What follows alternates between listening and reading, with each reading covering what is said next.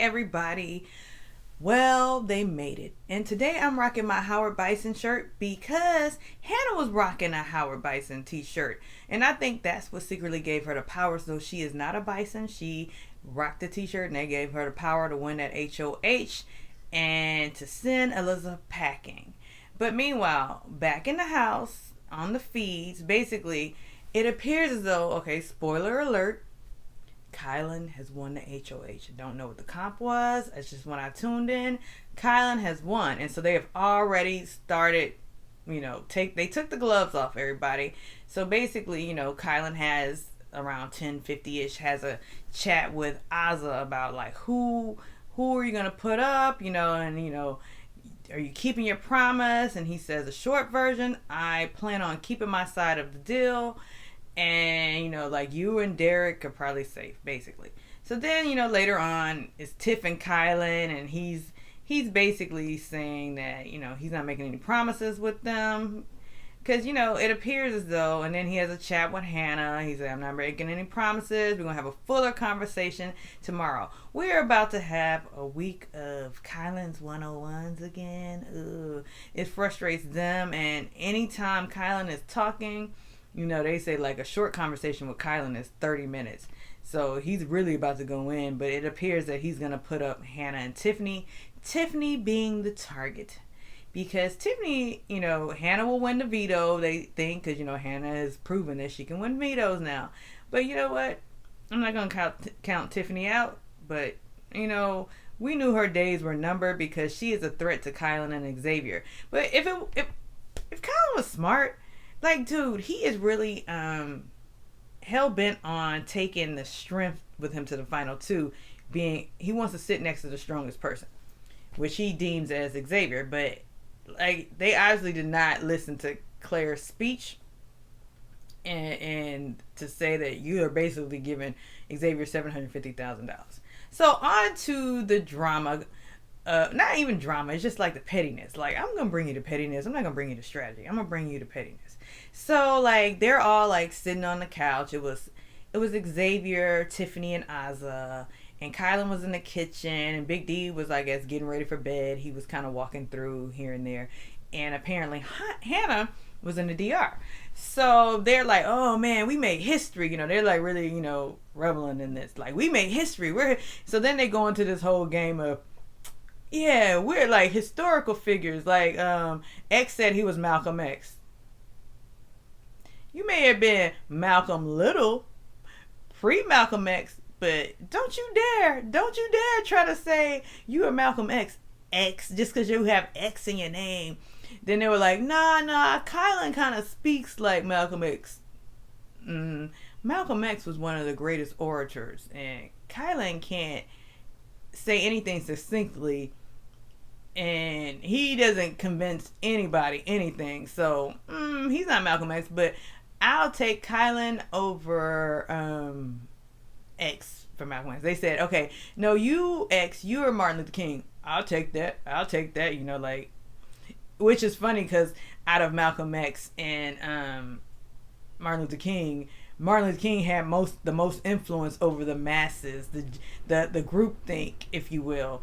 So then Tiffany, first of all, Tiffany said, I'm Sojourner Truth for Harriet Tubman. And then when they started saying more recent figures, she said, nah, I want to be somebody else.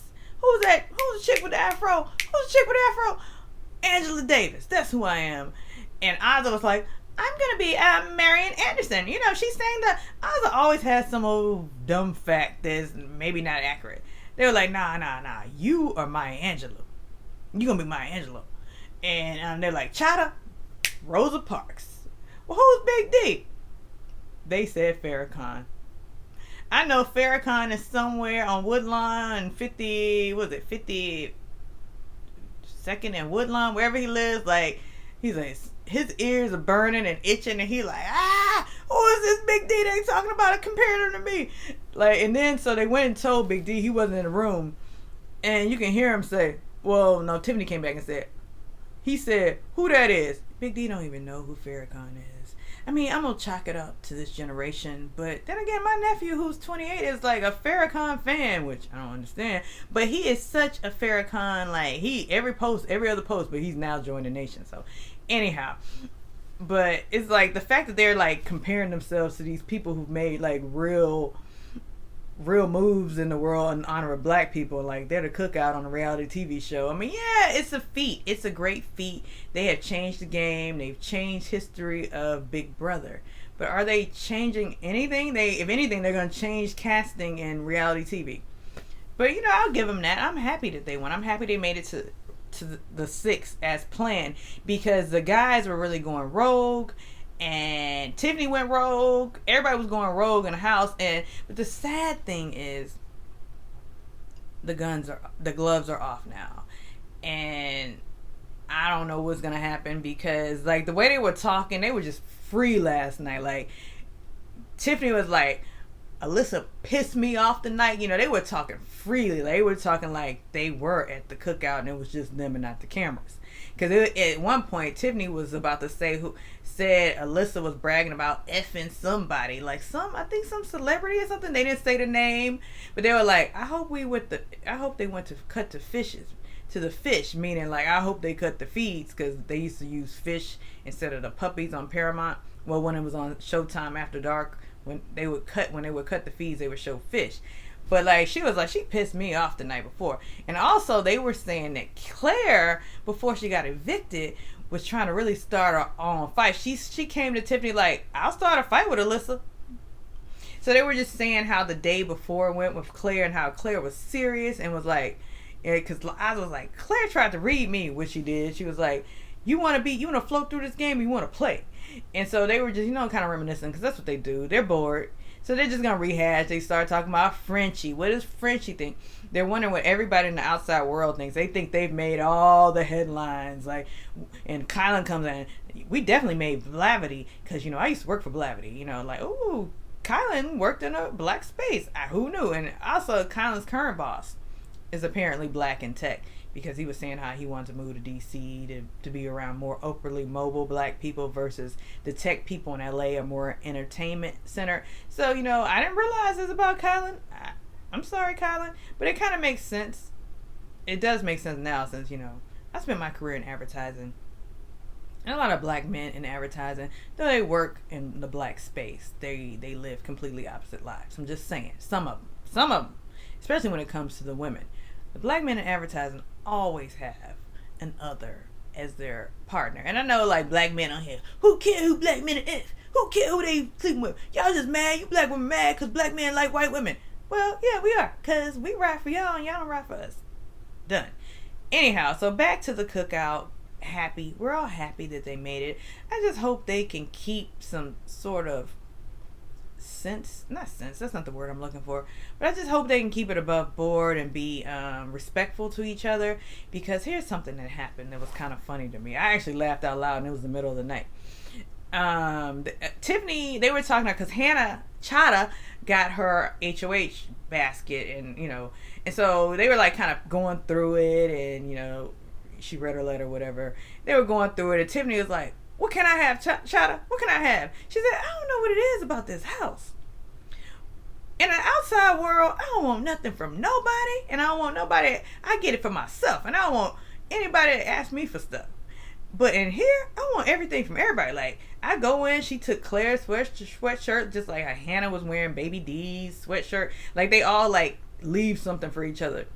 And so, Big D was like, Tiffany, you didn't tell me what you were going to take. You wanted from me. Oh, I was going to give you the finger. So, like, the gloves are off. Like, and I think it's funny that Tiffany antagonizes Big D. Like, they manage to hate each other but still laugh with each other, which I don't have that ability, and I think that's a strength that a lot of people, some people have, I just don't. So anyhow, Kylan is HOH, Tiffany and Hannah are the target. Tiffany and Hannah are going up, and Tiffany is the target. They want to get her out because the guys ultimately think that if we take all guys, we can win. But if we take a girl, the ladies and the jury are going to vote for the girls, which is not true, because as we see in the house, Ozza is not riding for Tiffany at all. Like, she would rather Xavier win, although she told Kylan, "Oh, out of the two, I'd be happy to be a fourth with X or Tiffany," but we know she's leaning towards X because that's her crush. Oh, and did y'all see how X was just crying for Alyssa? Like, he had a whole tear stream coming down for Alyssa. I mean, X, really? But okay, do you? Everybody cry for their number two or their person or whatever. So, also, I lost my train of thought. I was gonna say something about this, something petty. Oh, well, anyhow. Oh, who do you think, if they had to be historical figures, who would they be? Is X Martin Luther King? I would say Uncle Tom. Is Tiffany Angela Davis? I think that's actually a good fit, maybe.